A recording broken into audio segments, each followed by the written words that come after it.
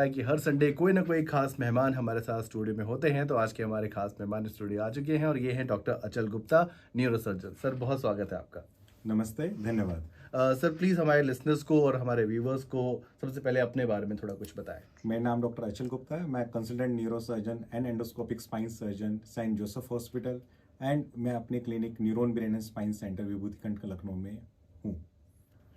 Sir आज हम बात करने वाले हैं स्पाइन रिलेटेड इश्यूज के बारे में। और अक्सर ऐसा देखा गया है कि आजकल बैक और स्पाइन की पेन बहुत ज़्यादा होते हैं। अक्सर हम कैसे भी बैठ जाते हैं, कैसे भी उठ जाते हैं, ऑफिस में घंटों बैठकर काम करते हैं और कभी कैसे भी अब बॉडी पोस्चर कर लेते हैं। तो ये जो तकलीफ आजकल बहुत ज़्यादा देखी जा रही है लोगों की लाइफस्टाइल में, इसका रीज़न क्या है? एग्जैक्टली।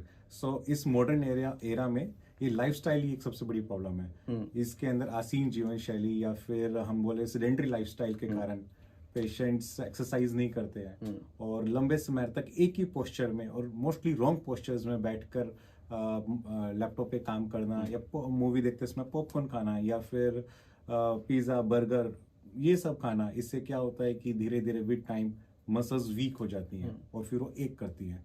मोर सो एवर जब एक्सरसाइज नहीं करते, धूप में नहीं जाते हैं, तो विटामिन डी की कमी हो जाती है और प्रॉपर खाना ना खाने से विटामिन B12 की कमी होती है। इन सब कारणों से पोषण के कारण से या फिर मांसपेशियां कमजोरी होने के कारण से बैक में और या फिर नेक में पेन होना स्वाभाविक है। ओके तो सर क्या एडवाइस करेंगे आप ऐसे लोगों को जो ध्यान नहीं दे पा रहे हैं जाने अनजाने खुद पर? यस। सो ऐसे पेशेंट्स को सबसे पहले अपने एक स्पाइन सर्जन को, स्पाइन डॉक्टर को कंसल्ट करना चाहिए। उनको समझना चाहिए कि उनकी मूलभूत प्रॉब्लम क्या है। क्या उनकी मांसपेशी कमजोर है या फिर उनका बैठने का या खड़े होने का या फिर कुछ सामान उठाने का वो तरीका गलत है। वो सब चीज़ों को उनको समझना चाहिए, सीखना चाहिए और एक रेगुलर वे में एक्सरसाइज करनी चाहिए। और अगर मान लो ये सब नहीं है या फिर सच में कोई डिस्क का प्रॉब्लम आ गया, डिस्क रप्चर हो गई है, स्पाइन का कुछ फ्रैक्चर है या स्पाइन में कुछ इन्फेक्शन है, तो उसका संभवतः इलाज लेना चाहिए। ओके तो सर किसी पेशेंट को जिसको स्पाइन रिलेटेड इश्यूज हैं उसमें सर्जरी का क्या रोल होता है? यस। सो 90% मरीज को किसी सर्जरी की रिक्वायरमेंट नहीं होती। वो सिर्फ सही मात्रा में दवाई लेने से और रोजाना कसरत करने से, सही सेट की कसरत करने से, एक्सरसाइज करने से ठीक हो जाते हैं। लेकिन यस, डेफिनेटली 10% केसेस के अंदर सर्जरी की रिक्वायरमेंट होती है और उसे नजरअंदाज नहीं करना चाहिए।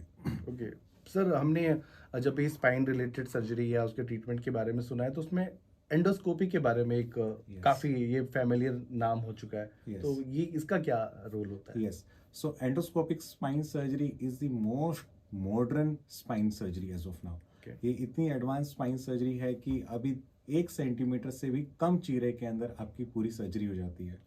इस के अंदर 2 तरह की टेक्निक होती है। वो एक ट्रांसफॉर्मल अप्रोच, एक इंटरलैमिनर अप्रोच, जिसके अंदर हम लोकल एनेस्थीसिया के अंदर पूरी स्पाइन सर्जरी कर पाते हैं। सो ये एक बहुत ही एडवांस सर्जरी है। इसके अंदर सुबह ऑपरेशन होता है तो शाम को डिस्चार्ज कर सकते हैं।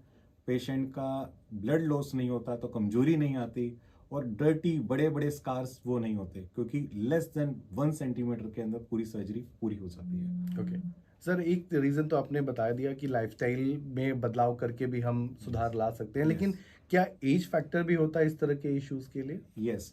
सो जिस तरह से एज बढ़ती है, एडवांस होती है, उसी तरीके से ये स्पाइन के डीजनरेशन बढ़ते हैं।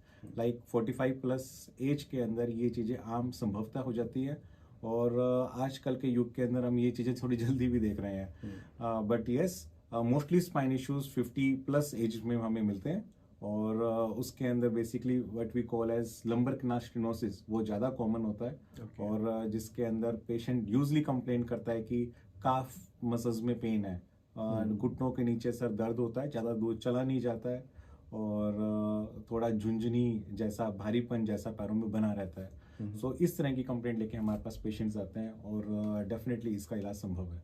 ओके तो सर अभी आप हमारे व्यूवर्स को और साथ ही हमारे लिसनर्स को क्या मैसेज देना चाहेंगे कि क्या बदलाव कर लें या क्या चीज़ों का ध्यान रखें ताकि इस तरह की इश्यूज उन्हें ना हो, चाहे तो उनकी लाइफस्टाइल की वजह से या फिर बढ़ती उम्र की वजह से? सो मेरी 3 मेन एडवाइस है। पहली कि वो डेली कसरत करे, कम से कम आधा घंटा रोजाना, 5 दिन, एक हफ्ते में 5 दिन कम से कम इतना कसरत करना ही करना है। दूसरा, एक फ्रूट और एक वेजिटेबल डेली खाइए।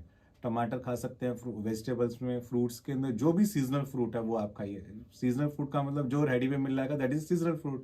तो वो सीजनल फ्रूट आप जल्दी से परचेज कीजिए, डेली अपना रूटीन में खाना है। तीसरा, जंक फूड को अवॉइड करना है और प्रॉपर अपना घर का खाना खाना, ये कोशिश कीजिए। तीसरा, सूरज की रोशनी से घबराएं नहीं, सुबह उठिए, थोड़ा घूम कर आइए, अच्छी हवा लीजिए। उससे क्या होगा कि आपको विटामिन डी की कमी नहीं होगी। खाना अच्छा खाएंगे तो पौष्टिक आहार की कुछ कमी नहीं होगी। और अगर अपना पोस्चर्स का ध्यान रखेंगे, कसरत करते रहेंगे, तो आप स्पाइन रिलेटेड इश्यूज तो क्या, आप सभी बीमारियों से दूर रहेंगे।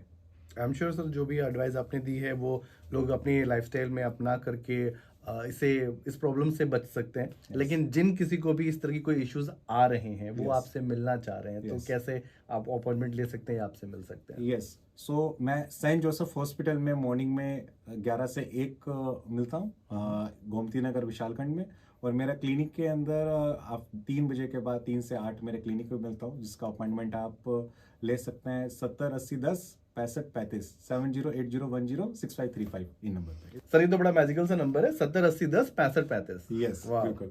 तो thank you so much sir कि आपने वक्त निकल कर हमारे स्टूडियो में आया और इतना कुछ हमें स्पाइन के बारे में और साथ ही लाइफस्टाइल में क्या बदलाव करके स्पाइन रिलेटेड इश्यूज से बचा जा सकता है उसके बारे में बताया।